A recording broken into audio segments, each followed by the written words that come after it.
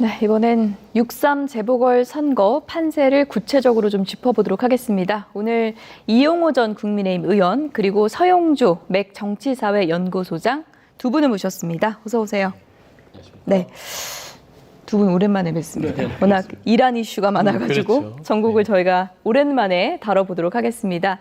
무엇보다 여론조사 결과가 많이 궁금하실 텐데요. 대구 지역 같은 경우에 지금 민심의 흐름이 어떨까요?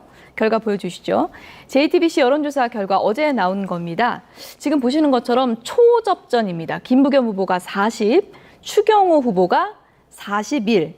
이용호 전 의원님 거의 붙었어요. 불과 보름 전만 해도 김부겸 후보가 오차범위 밖에서 앞서는 그런 상황이었는데요. 선거가 본격화되면서 이제 두 사람이 아주 치열한 박빙의 그런 구도를 만들고 있는데, 그동안 국민의힘이 사실은 그 선거 공천 과정에서 내홍이 있었고 또 뭐 이진숙 또 그 주호영 의원을 컷오프 시키면서 얼마나 복잡했어요. 이런 것들이 이제 정리되면서 이제 대구 민심도 어느 정도 수습이 돼 가고 있고, 그런 것들이 저런 데이터로 나오고 있다고 생각하고요. 소위 경상도 말로 이제 뒤비지는 중 이런 것이 아닌가 싶은데, 알다시피 그동안에는 중앙당의 공중전 상황이었다면 지금은 이제 그 지역에서의 지상전 상황으로 저는 바뀌었다고 봐요. 이란 정제도 비슷한 건데, 근데 지상전으로 하게 되면 조직력이라는 게 굉장히 중요합니다. 근데 대구는 알다시피 모든 국회의원들이 국민의 힘이거든요. 거기에 구청장 그렇죠. 그다음에 시의원, 구의원이 다 거의 다 뭐 국민의 힘이기 때문에 이 풀뿌리 조직이 움직이기 시작하면, 소위 이제 백병전에 들어가면 저는 많이 거꾸로 뒤집어지지 않을까 싶어서 저는 대구는 이제 승기를 잡은 거 아닌가, 저는 그렇게 긍정적으로 보고 있습니다. 네, 일단 현재 상황에선 초접전이고, 김부겸 후보가 저희 프로그램에 출연했을 때 그때는 좀 분위기가 달랐거든요. 근데 김부겸 후보도 봐라, 조금만 지나면 바로 붙을 거다. 이거 굉장히 어려운 선거다. 이렇게 얘기를 했어요. 지금 보수가 좀 결집하는 양상인 건가요? 그러니까 TKPK 지역에 있어서 선거를 한 달여, 아니 한 40일 앞둘 당시에는 이재명 대통령의 국정 지지도가 그대로 반영된 수치들이 나와서 정말 이례적으로 민주당이 TK와 PK를 압도적으로 앞서는 여론조사가 나왔죠. 근데 저도 선거가 가까워질수록 보수 결집이 되는 것은 당연한 양상일 것 같고요. 근데 저는 저 수치를 보고 나서 우려할 상황인가? 라고 생각이 들어요. 왜 그러냐면 원래 대구가 40대 41이면 접전이잖아요. 민주당이 저리 접전을 벌인 적이 없어요. 아, 저거면 일단 지금 잘하고 예전에 있는 거다. 과거의 추이를 보면 대구에서 저 정도면 문을 열 수 있는 기회가 열렸다. 이게 이제 김부겸 후보의 어떤 숙제가 될 건데, 사실상 이제부터 시작이라고 보면 됩니다. 대구나 그다음에 PK 쪽은 철저하게 보수의 직결이 이루어질 것이고, 조금만 말하자면 민주당이라든지 현 국정 운영을 하는 데서 국민의 눈높이에서 벗어나는 게 있으면 이쪽 쪽은 민감하게 반응합니다. 이 민감도가 결국에는 지금 현재 장동혁 지지 체제하에 국민의힘이 부끄러운 샤이 보수들이 뛰쳐나올 준비가 돼 있어요. 그러니까 국민의힘이 예뻐서 뛰쳐나오는 게 아니라 민주당이 조금이라도 잘못하면 그래, 민주당이라도 우리가 심판해서 견제해야지, 이런 심리가 곧바로 어떤 여론조사에 반영이 될 수 있기 때문에 김부겸 후보도 이 부분을 계속해서 우려하는 겁니다. 그래서 민주당 차원에서는 조심조심 TK나 이런 부분에 있어서의 민심을 살피는 것들, 이게 선거 전략으로는 매우 중요할 것 같고요. 저는 40대 41 이 수치가 가능성이 열려있기 때문에 저는 김부겸 후보가 조금 더 지상전이든 공중전이든 조금 더 경제에 대한 대구의 어떤 지원을 할 수 있는 적임자로서의 호소를 하다 보면 사실상 이념적 프레임을 가지고는 대구에서 이기기 쉽지 않을 거예요. 하지만 경제 프레임으로 갔을 때는 이길 수 있다. 그래서 일단은 재밌는 양상으로 이제 시작됐다. 저 그렇게 평가합니다. 같은 수치를 보고 이렇게 다른 해석을 하는 두 분의 해석을 좀 들어봤는데, 뭐 언론 분석은 지금 보수 결집의 핵심 이슈가 이제 공소 취소 논란이 아니냐, 이것 때문에 뭉친 게 아니냐, 이런 분석도 많습니다. 저도 그 요인이 상당히 크다고 봐요. 지난번에 김부겸 후보가 우리 동지들을 희생시킬 것이 아니면 법안 하나 또 언행 하나를 정말 신중하게 해달라, 이렇게 막 사자호를 통하는 모습을 봤는데, 그 김부겸 후보가 얼마나 현장에서 선거 현장에서 느꼈으면 그런 얘기를 하겠습니까? 저는 이렇게 많이 붙은 것은 여론조사가 보수가 결집하도록 만든 민주당의 중앙당 정청래 대표를 비롯한 이런 분들의 어떤 실책 그리고 오만함 이런 것들이 크게 작용했다고 봐요. 그것에 가장 이제 앞선 순위에 있는 것은 여전히 이재명 대통령을 무죄 만들기 위한 공소 사실상 취소 이제 뭐 법안은 뭐 조작 기소 특검이라고 되어 있는데 이 부분을 적어도 대구나 영남에서는 이게 굉장히 문제가 있다고 하는 것을 인식하기 시작했다라는 말씀을 드리는 것이고요. 거기에 또 덧붙여서 말씀드리면 결국 지난번에 오빠 논란이나 뭐 여러 가지 이런 얘기가 있었잖아요. 뭐 이런 것들이 민주당의 지도부들이 이번 지방선거는 거의 뭐 승기를 잡았다라고 하는 자만심에서 오는 그런 실책들이 겹쳐지면서 보수들이 결집할 수 있는 명분을 주었다. 저는 그렇게 생각합니다. 일종의 대구뿐만이 아니라 동남풍의 일환이다. 뭐 이렇게도 또 해석을 하시는 것 같은데 어떻게 보세요? 일단 뭐 동남풍의 일환이라기보다는 사실 그 공소취소 뭐 법이라고 하는데 그건 아니고 조작기소특검법이죠.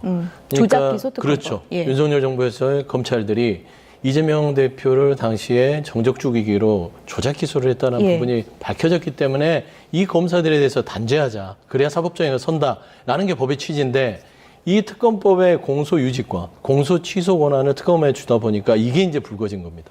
저는 재판중지법과 비슷한 상황이라고 봐요. 사실 청와대 입장에서는 국회에서 입법을 진행하는 걸 존중할 수밖에 없는 상황이고 하지만 여론이 나빠지다 보니까 결국엔 청와대가 시기 절차를 조정해라. 라는 부분을 당 지도부가 받아들였고 어제인가 엊그제 한병도 원내대표가 연임을 하면서 밝혔잖아요. 시기 절차 플러스 내용까지 보겠다. 원점 재검토입니다. 그렇게 봤을 때는 이게 이제 한 단락에서의 논란은 끊고는 갔으나 대구 민심이라든지 이런 그 보수가 강한 동남 쪽에서는 사실 민주당이 이거 너무 오만한 거 아니야? 라는 오해를 할 수 있는 시그널을 충분히 줬다고 봐요. 그래서 사실 이 선거 자체를 당 지도부가 전략적으로 짤 때는 이 선거에만 집중을 해야 된다. 다른 생각을 하게 되면 결국에는 보수 쪽에서 고생하고 있는 민주당의 후보들이 정말 고전을 면치 못하기 때문에 이 부분에 대해서 전략적 수정이 필요하다. 좀 그런 말씀 드립니다. 초접전 양상인 대구 지역을 살펴봤고요. 이번엔 밑으로 좀 내려가 보도록 하겠습니다. 이번 선거의 핫플이죠. 부산 북구갑 여론조사 결과가 어떻게 나오는지 보실까요? 어제 JTBC 여론조사 결과 하정우 후보 37, 박민식 후보 26, 한동훈 후보 25입니다. 양자 대결로 가면은 어떻게 나오는지 그 그래픽도 좀 보여주실까요? 네, 하정우 대 박민식 44대 39, 하정우 대 한동훈 42대 36. 박민식과 한동훈 후보의 그 지지율 차이가 얼마나 날까? 그게 이제 많은 분들의 관심사인데 아직까지는 뭐 누가 더 높다 이렇게 얘기할 수 없을 것 같아요. 3자 이렇게 여론조사를 보면 1강 2중처럼 돼 있어요. 네. 그래서 뭐 박민식 후보하고 한동훈 후보는 거기서 거기 굉장히 치열한 뭐 이런 그 동률이다시피 하는 그런 상황인데요. 더 재미있는 것은 이 후보 단일화를 박민식 후보와 조국이 아니라 한동훈 후보 했을 경우에도 그 효과를 톡톡히 못 누리는 것 같아요. 그래서 오히려 하정우 후보가 여전히 앞서 있는 이런 데이터를 보여주는데 제가 보기에는 박민식 후보와 한동훈 후보가 지지층이 보수에서도 그다지 겹치지 않는. 그래서 산술적으로 두 사람의 후보 지지도를 합치면 그보다 훨씬 높게 나오고 또 하정우 후보를 앞질러야 되는데 그렇지 못하다는 거거든요. 그러니까 박민식 후보는 국민의힘의 전통적인 지지층 또 강성 지지자들을 중심으로 한 그런 득표고 반면에 한동훈 지금 후보 같은 경우는 중도를 좀 포함한 그리고 이제 국민의힘의 연성 지지층 이런 것들이 합쳐져서 지금 나오는 것이기 때문에 저런 결과가 나오고 있다는 그런 게 이제 흥미로운 그 포인트고요. 그러나 이제 국민의힘의 지지자들도 단일화를 해라 이렇게 얘기를 하는데 문제는 단일화라고 하는 것은 했었을 때 이겨야 되는 거거든요. 그렇죠. 근데 문제는 저렇게 못 이기게 나오면 저게 문제란 말이에요. 근데 그러나 이제 앞으로 그럼에도 불구하고 단일화에 대한 어떤 압력이나 이런 것들은 꽤 있을 거로 보여요. 그리고 민주당에서는 결국은 이 3자 구도승이라고 하는 전략으로 가져갈 것 같고 이런 상황에서 얼마나 이제 당 지도부와 한동훈 전 대표 간의 감정의 골이 굉장히 심하기 때문에 그것이 확장해 보면 결국은 지지층도 감정 골이 크거든요. 이제 이런 상황에서 과연 단일화가 될 것이냐. 그리고 단일화가 되고 나서 어떤 그 컨벤션 효과 때문에 그럼 훌쩍 올라갈 것이냐. 이런 부분에 대해서는 좀 더 지켜볼 필요가 있을 것 같습니다. 어쨌든 한동훈 후보 먼저 전입신고도 하고 깃발도 꽂고 지금 열심히 하고 있는데 지지율이 좀 답보 상태라 답답한 감도 있을 것 같은데 부인하고 같이 유세를 좀 하더라고요. 이거 좀 플러스 요인 될까요? 일단 뭐 정성을 다하는 입장에서 그 부인이 선거에 투입이 돼서 움직이기 시작했는데 저는 사실상 부산에 연고가 없는 것은 사실이잖아요. 한동훈 후보 자체는 부산에 연고가 없기 때문에 최근에 정영근 전 의원을 후원회장으로 드릴 만큼 무리수를 두긴 뒀는데 이 수치를 보면은 박민식 후보가 컨벤션 효과 플러스 국민의힘이라는 간판 효과를 누리고 있는 거를 볼 수 있는 것 같아요. 그리고 그 수치 자체가 꾸준하게 20%대를 유지하고 있습니다. 이게 사실 보면 국민의힘의 장동혁 대표를 지지하는 기본적인 윤호기인에 대해서도 용인할 수 있는 지지층이 북갑에 존재한다고 봐야죠. 그러면 이 콘크리트 지지층에 대해서 한동훈 후보가 과연 그걸 안을 수 있느냐에 대한 뭐 질문을 던지는데 저는 어렵다고 봐요. 이 단일화라는 문제 자체가 박민식 후보의 의사가 아니라 결국에는 장동혁 대표의 승인이 떨어져야 되는 문제인데 장동혁 대표의 지금 움직임을 보면 민주당에 줘도 좋은데 한동훈을 주면 안 된다. 이런 상황으로 가기 때문에 단일화는 어렵게 될 것이고 결국 한동훈 후보 입장에서는 두 개의 허들이 있는 거죠. 박민식 후보라는 국민의힘의 허들을 넘어야만 민주당이 하정 후보와 싸울 수 있는 그런 난관이 있기 때문에 물론 부인이 나와서 열심히 선거운동을 한다 손 치더라도 구도를 바꾸기는 쉽지 않을 것이다. 그리고 하정 후보 자체는 처음에 신고식을 호되게 했어요. 호되게 하고 나서 나름대로 정신 차리고 선거 모드에 들어갔고 그다음에 투입이 안 됐던 전재수 부산시장 후보라든지 김영춘 전 해수부 장관 이런 부산을 기반으로 한 지원군들이 이 옆에서 같이 도와주기 때문에 이제 자리를 잡아가는 양상에서 올라갈 일만 남았다. 라는 측면에서는 이 3자 구도의 이 JTBC의 여론조사가 저는 선거 막바지까지도 구도를 형성하지 않을까 그렇게 보입니다. 지금 화면에 한동훈 후보의 부인 진은정 씨가 이렇게 큰절을 하고 유세를 같이 하는 장면이 나오고 있는데 이용호 전 의원님 보통 이 선거 전에 아내가 같이 이렇게 힘을 합치는 거는 뭐 보통 어떤 효과를 누리고 하는 겁니까? 근데 그 후보의 가족이 특히 부인이 나서는 것은 이건 후보의 기본이에요. 기본. 왜냐하면 저도 이제 여러 번 출마를 하고 했습니다만 그 선거라고 하는 것은 모든 인적 자원과 가용 자원을 총동원해서 하는 것이거든요. 그러니까 후보만의 싸움이 아니라 예를 들면 그 우리 당원들 그 외에 본인의 친구들 이런 가족들이 다 나서서 하는 것이기 때문에 거기에서 본인의 예를 들어서 부인이 얼굴 안 비친다 이건 있을 수가 없는 거예요. 왜냐하면 설득력이 없잖아요.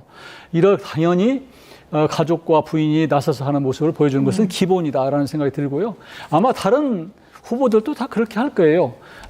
그렇지만 이제 한동훈 아마 후보로 봐서는 이제 현장에서 저는 선거운동한 게 처음이잖아요. 그러니까 이제 현실 정치가 얼마나 고되고 힘든 일인가를 저는 절실히 지금 깨닫고 있을 것 같은데 본인이 이번에 뭐 정형근 이제 후원회장을 영입을 했던데 이 부분도 본인이 좀 부족한 부분 예를 들면 본인이 중도적으로는 좀 소구되지만 그러나 강성 지지자들한테는 조금 부족하다 이러니까 그 지역에서 3선 의원을 했던 정형근 전 의원을 후원회장으로 모셨는데 그것이 그동안의 어떤 언행과 좀 많이 괴리가 있고 그분이 과거에 안기부 시절에 고문 뭐 수사 이런 것 때문에 의혹 논란이 있어서 그걸 별로 누리지를 못하고 있다. 그러니까 지금 한동훈 후보로 봐서는 현실적으로 여러 가지 지금 정치라는 게 현실인데 애로를 좀 겪고 있는 것이 아닌가 싶습니다. 하정우 후보 같은 경우에는 여론조사 나올 때마다 이런 부분이 좀 아쉬울 것 같아요. 40%를 빨리 넘어야겠다. 내가 이 벽을 빨리 깨고 더 지지율이 올라가야겠다라고 느낄 텐데 어떤 부분이 좀 필요하다고 보세요? 일단은 뭐 정치 신인이기도 하고 예. 전재수 지금 부산시장 후보가 3선을 하면서 탄탄하게 다져놓은 붓값에서 40% 이상을 오자마자 얻는다? 그거는 거의 좀 불가능한 일이에요. 시간이 필요합니까? 시간이 필요합니다. 그리고 처음에 이제 신고식 우리가 여러 차례 이 보도를 통해서 뭐 지적이 됐지만 선털기 논란이 이제 이런 부분에 있어서 아 정치가 이런 거구나 주목을 받으면 내가 숨쉬는 것조차도 다 비판의 대상이 되는 거라는 걸 인지 알았을 거예요. 예. 그러다 보니까 지금의 선거 영상을 보면 정말 깍듯하고 하나하나 매사에 조심하면서 선거운동을 임하는데 저는 지금의 수치가 30%의 후반대이기 때문에 머지않아 조금만 더 옆에서 부산 지역의 이 전재수 부산시장 후보 정도가 붓값과 나머지를 좀 이렇게 예. 같이 연계해서 돌아준다면 40% 넘는 거는 일주일 새에 얼마 안 남았긴 넘을 수 하네요. 있다고 보는 예. 거예요. 그리고 40%가 넘는다는 건 박민식 한동훈 후보가 비집고 들어올 데가 없는 겁니다. 삼자구도에서는. 박민식, 한동훈 두 후보 중에서도 좀 이게 한쪽에 올라갈까요? 어떻게 보세요? 저는 앞서서 그 단일화를 하더라도 예. 하정우 후보한테 안 되는 수치들이 나오죠. 그런 걸 봤을 때는 확장성이 저기가 다한 거예요. 한동훈 후보는 한동훈 후보대로 보수의 재건을 바라고 합리적 보수의 새로운 인물을 선택하는 사람 그 정도. 예. 그다음에 박민식 후보는 지금 장동혁 체제를 가야겠다는 그게 팽팽하게 있기 때문에 저는 이게 크게 변동할 것 같지는 네, 않습니다. 어쨌든 여론조사상 지금 3자 구도에서 하정우 후보가 1위를 달리고 있기 때문에 견제구도 높아지고 있는 것 같습니다. 어떤 얘기들이 나오고 있는지 얘기를 좀 들어보도록 하겠습니다.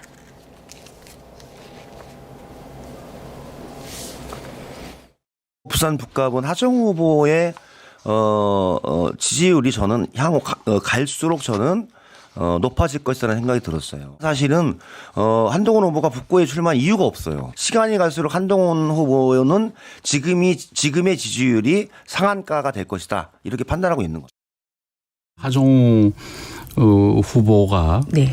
아직 뭐 여러 가지 실수도 많이 했고 그리고 사실은 뭐 이렇게 그쪽 당에서 보면은 그쪽 당의 이 이즘에 철저한 그 뭐 그런 분도 아닌 걸로 알고 있습니다. 사실 뭐 그분이 제가 기억하기에 네. 윤석열 대통령 취임 전에 그 인수위에서도 일했던 걸로 알고 있어요.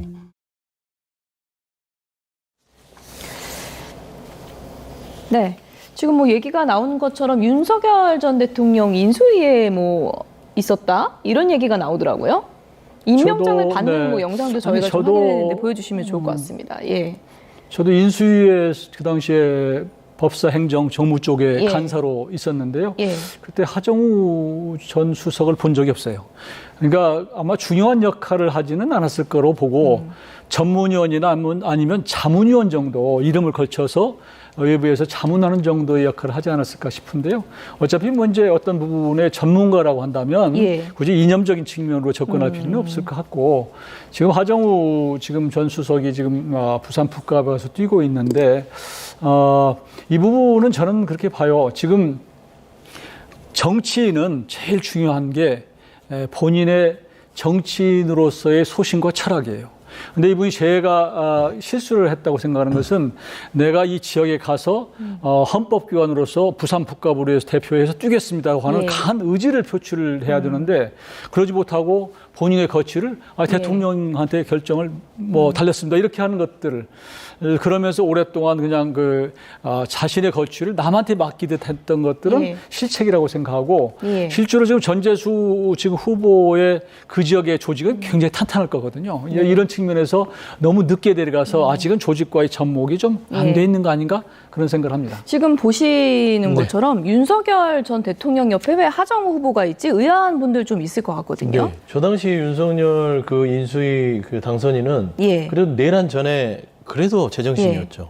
내란을 일으킨 후에 예. 내란을 일으킨 우두머리와 부역을 했냐 안 했냐가 기준이 돼야 되는 것이지 어떤 역대 정부에 있어서 본인의 역할에 쓰임새가 있다면 그 산업을 발전시키기 위해서 그 역할을 주는 것은 나라를 위해서 하는 것이지 윤석열을 위해서 하는 거 아니잖아요. 예. 김종인 전 비대위원장도 보세요. 진보 보수를 오가면서 본인의 경제민주화를 쓸 수 있는 데 있다면 내가 그 진영을 가리지 않고 하겠다. 그런 측면으로 이해한다면 저는 전혀 문제가 될 부분은 아니다. 어떤 사상적 접근을 하는 건 맞지 않다. 그렇죠. 예. 네. 하정우 후보가 어떤 뭐 본인의 이제 뭐 재능이나 능력을 이제 그렇죠. 표출한 부분으로 네. 봐야 된다. 이런 두 분의 의견. 그러니까요. 그 한 가지 더 예. 덧붙이면 그러니까 민주당도 무조건 뭐 윤석열 전 대통령과의 관계 때문에 내란 세력으로 몰아붙이는 것은 적절치 않습니다. 예. 어쨌든 이번 주 일요일에 주목이 되는 게 맞불 개소식입니다. 지금 박민식 후보랑 한동훈 후보가 개소식을 동시에 같은 시간에 이게 누가 먼저 정한 건지는 잘 모르겠는데 10분 거리에서 한다 그래요. 네. 그러면 의원들이 지금 속으로는 좀 갈등을 좀 할 것 같거든요. 어떻게 보십니까? 일단 뭐 친한계 의원 두세 명은 갈 것 같아요. 뭐 징계를 불사하고라도 갈 텐데 일단 뭐 한동훈 의원은 오지 말아 달라 뭐 이렇게 얘기는 했다고 했지만 합니다. 예. 갈 것 같은 게 예. 한동훈 후보를 지원하는 마음도 있겠으나 장동혁 대표에게 보란 듯이 또 반항하는 입장에서 예. 갈 수도 있다. 근데 저는 그 동시에 개소식을 하는 박민식, 한동훈 이 두 분에 있어서 주목할 부분은 장동혁 대표의 메시지라고 봅니다. 결국에는 누가 세를 많이 가느냐는 큰 의미는 없을 것 같아요. 어차피 동원할 거 아니에요? 그래서 그 동원을 가지고 머릿속에서 여기가 더 세다, 저기가 더 세다 의미가 없어요.